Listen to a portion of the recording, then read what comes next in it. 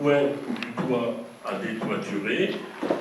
J'ai eu les photos, c'est affolant. Alors, la décision, je prends la décision douloureuse parce que je suis responsable pénalement de ce qui peut se passer et je décide de fermer l'église au moins jusqu'au 23 janvier, puisque le 23 janvier, on doit nous remettre l'étude. Donc, on est ensemble, je joue complètement le jeu, je n'ai pas de rendez-vous avant, je ne sais pas ce qu'il y aura dans l'étude. L'atelier, c'est l'atelier d'Angers catholique, nous dit clairement, c'est pas sécure, il faut fermer l'église, et il nous donne un premier jet à 3 millions d'euros. Vous en avez plus après? Bon, donc le 23 juillet, on a réunion, donc on écoute ce que nous raconte le cabinet d'architecture. On est présent l'évêché, et l'après-midi, tous ensemble encore, parce que c'est la manière dont je compte travailler, on reçoit la Fondation du patrimoine. Fondation du patrimoine qui explique, je ne reprends pas ce qu'a très bien dit Philippe. Alors, qu'est-ce qu'on fait? Oui, alors, soit dit en passant, 2025 avec cette histoire, on est déjà à 121 072 et 80 centimes, je les ai, d'euros sur l'histoire de la tour, les études, etc. Ça va à une vitesse extraordinaire. Donc, ce qu'on fait, il y a des sondages, on va détoiturer chaque chapelle pour voir qu'est-ce qui est en état satisfaisant ou à changer pour essayer de faire diminuer la note. Parce qu'évidemment, ce qu'a fait l'atelier, il a regardé une chapelle, il a dit, chapelle de côté, il a dit une chapelle, ça coûte tant, il y a combien, 6, 8 chapelles 8 chapelles, il a multiplié par 8. Bon. On ne va pas faire ce qui n'est pas utile, j'allais dire. Et donc, dès lundi, l'étude sur toutes les chapelles va débuter. Elle va durer 25 jours ouvrés. L'entreprise nous demande 10 jours ouvrés pour rendre son diagnostic. Donc ça nous amène à 7 semaines. Ça nous amène à peu près à la mi-mai. Bon, il y a des jours fériés en mai, ça sera plutôt vers la fin mai. Là, on verra ensemble. On regardera ensemble. Et à partir de là, on va rédiger un cahier des charges pour demander un maître d'œuvre. Ce maître d'œuvre, lui, sera chargé de dire voilà ce qu'il faut faire, le coût approximatif, dans quel ordre il faut le faire et les précautions qu'il faut prendre au fur et à mesure. Et ça nous amènera sûrement à l'automne. Et j'espère que pour la fin de l'année, on pourra lancer des marchés pour les entreprises. Maître d'œuvre a dit qu'il faut d'abord faire ci, faire ça. Donc on lancera des marchés et j'ai bon espoir qu'au début 2027, il y ait des travaux physiques et non plus des expertises ou des rapports, travaux qui commencent. Alors, j'ai pris un engagement moral, je n'ai pas signé, c'est un engagement moral avec l'Église, et donc les paroissiens, pour leur permettre d'exercer le culte au Bossé, j'allais dire dans les meilleures conditions possibles, dans les moins mauvaises conditions possibles. Donc j'ai été pris à contre-pied par cette histoire d'espace boisé classé. Alors, Monsieur Robèche, qui était là, m'a immédiatement mis la puce à l'oreille. C'est pour ça qu'immédiatement j'ai réagi. Il m'a dit, il y a quelques années, on voulait mettre une yourte pour je crois des enfants, etc. Et il me dit, mais on nous l'a interdit. Donc, c'était samedi midi, lundi matin, j'ai demandé, effectivement, on m'a dit, c'est impossible. Alors, nous avons, après je vais venir à ce que nous avons voté mercredi dernier au conseil municipal. Peut-être j'y viens tout de suite. Nous avons voté ce qu'on appelle, c'est un peu technique, mais je préfère l'expliquer, c'est une APCP. Alors, une APCP, ça s'applique quand il y a des travaux importants à faire sur plusieurs années, ce qui évite technique budgétaire. Si par exemple, là, la PCP qu'on a votée, elle est de 3 750 000. Si ce n'était pas une APCP, je suis obligé de faire voter 3 750 000 en 2026 et de trouver en face les ressources nécessaires. Alors évidemment, on ne va pas dépenser 3 750 000 en 2026. Et on ne sait pas d'ailleurs combien on dépensera en tout. Alors ça, ce n'est pas un chiffre magique.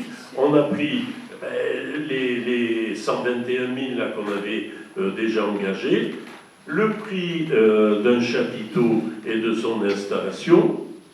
On a pris également une estimation de ce que coûtera la maîtrise d'œuvre, qu'il faudra payer en 2026, et puis quelque chose qu'il ne faut pas oublier, Maurice l'a évoqué, mais on l'avait quand même anticipé, il va falloir emballer toutes les œuvres, alors qu'elles soient classées ou pas, hein, et puis et les stocker. Alors évidemment, on ne va pas les stocker dans un garage, on va confier ça à un spécialiste. Alors tout ça, ça dit.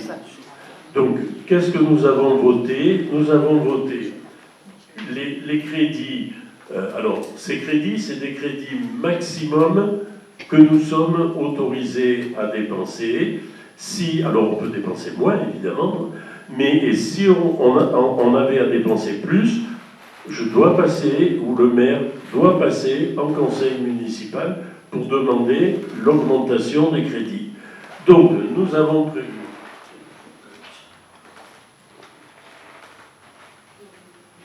Excusez-moi. Donc, nous avons prévu, et c'est public, hein, c'est une délibération du conseil municipal, d'ailleurs je te la laisserai si tu veux pour ta documentation. 324 434 € en 2026, 688 066 en 2027, 1 458 500 en 2028 et 1 279 000 en 2029. Alors, on peut avoir de bonnes surprises à la fin mai en nous disant, ouais, mais par exemple, les chapelles du côté ouest, elles n'ont pas de problème, par exemple. Ça serait une bonne surprise. Bon, on verra. Alors, tiens, je te le donne tout de suite pour ta documentation. Alors, c'est marqué projet, mais maintenant, c'est plus un projet, c'est voté, puisqu'on s'est passé en conseil municipal. Alors,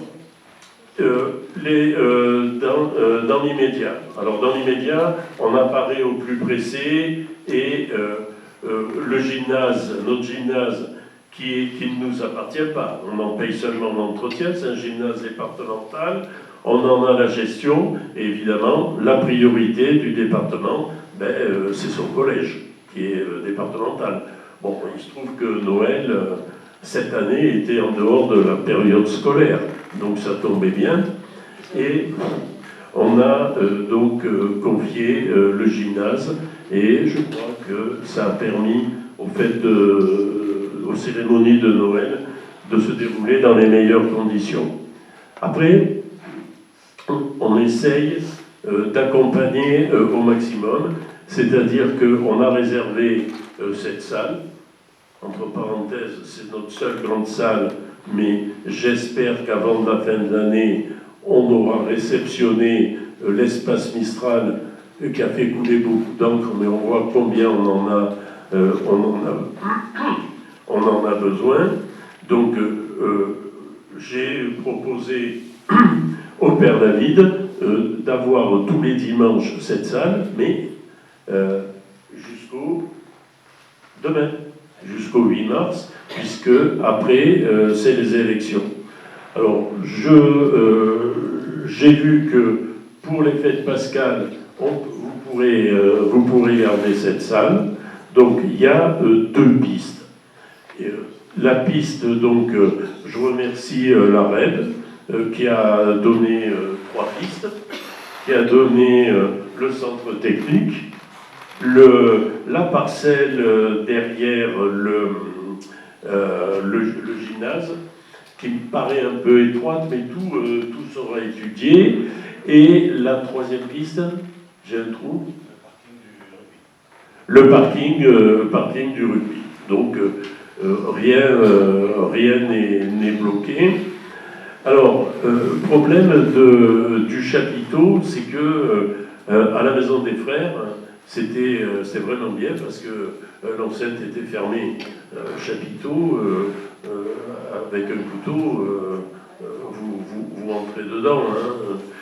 Alors, il y a une piste qu'on suit. C'est un local qui est actuellement loué, qui appartient à la mairie. Le locataire avait demandé la rupture du bail, donc tout était parfait. Et puis là, maintenant, je ne sais pas s'il a entendu des bruits ou quoi, maintenant, il ne veut plus rompre le bail. Donc, on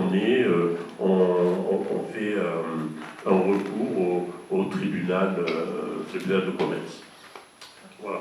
Donc, c'est un tribunal qui fonctionne assez rapidement. Hein. Ce n'est pas des années.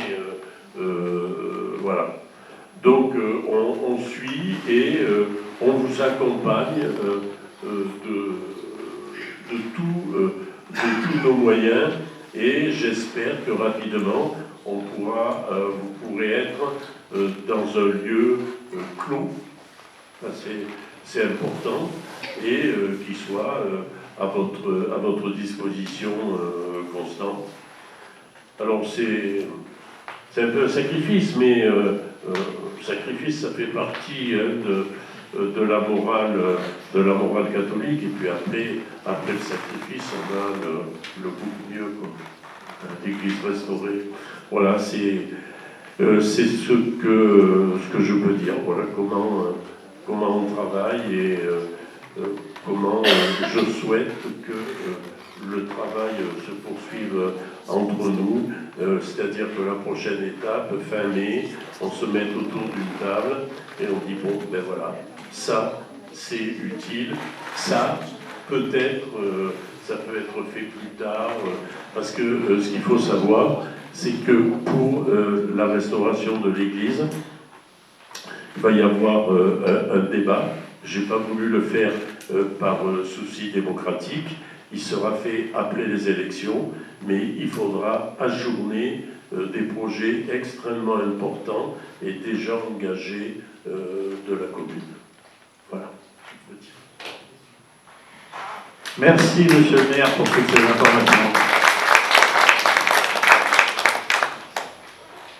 On en arrive aux questions diverses.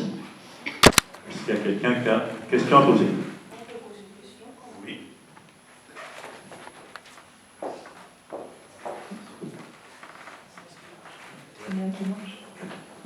Merci. Oui, j'aimerais revenir, si vous le permettez. C'est bon là. Je tiens à remercier la REB, dont je suis membre d'ailleurs depuis un moment, pour l'action que vous faites pour l'Église, pour notre Église, qu'on regarde bien, dont on regarde bien la fermeture. J'aimerais revenir, monsieur le maire, quand même, sur l'historique que vous avez donné, je vous en remercie. il y a quelque chose quand même qui m'ennuie dans votre historique. Parce que si on revient sur les conseils municipaux qui sont écrits, hein, vous parlez, mais c'est écrit, donc il y a des traces qui restent. Si je reviens sur le compte-rendu du conseil municipal du 1er juillet 2021, qui a pris des décisions modificatives sur la section investissement. Et là, pour ne pas dire de bêtises, je vais lire ce que vous avez dit. Nous avons décidé de faire une étude concernant le toit de l'église, qui est dans une situation absolument catastrophique, avec des affaissements de l'ordre de 80 cm à 1 mètre. Nous souhaitons dès 2022, ce sera bien évidemment discuté, réhabiliter ce toit, et nous avions besoin d'inscrire une étude de faisabilité. Alors, il y a quand même un gros trou entre le 1er juillet 2021 et ce qui s'est passé fin 2025. Je ne comprends pas bien la démarche que vous avez faite par rapport au toit de l'église, dont vous connaissiez l'état catastrophique, c'est vous-même qui le dites, depuis le 1er juillet 2021. Maintenant, bien sûr, c'est du passé, maintenant il faut avancer, il faut s'occuper du présent, et il faut s'occuper de l'avenir, j'en suis bien consciente, et j'espère vraiment qu'une solution pérenne et une solution qui convienne à tout le monde soit trouvée le plus rapidement possible. Mais j'aimerais quand même que vous reveniez sur ce conseil municipal, est-ce que vous y avez dit?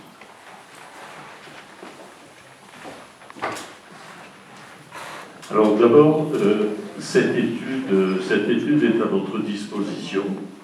Qu'est-ce qui est dit dans l'étude? Dans l'étude, on a parlé de la structure des murs et on nous a proposé de mettre, il y a c'est pas des photos, c'est des montages, on a proposé de mettre des tire-fonds d'un bout à l'autre du plafond. Ça, on n'a pas pu le faire. On a refait, alors je peux vous dire, une partie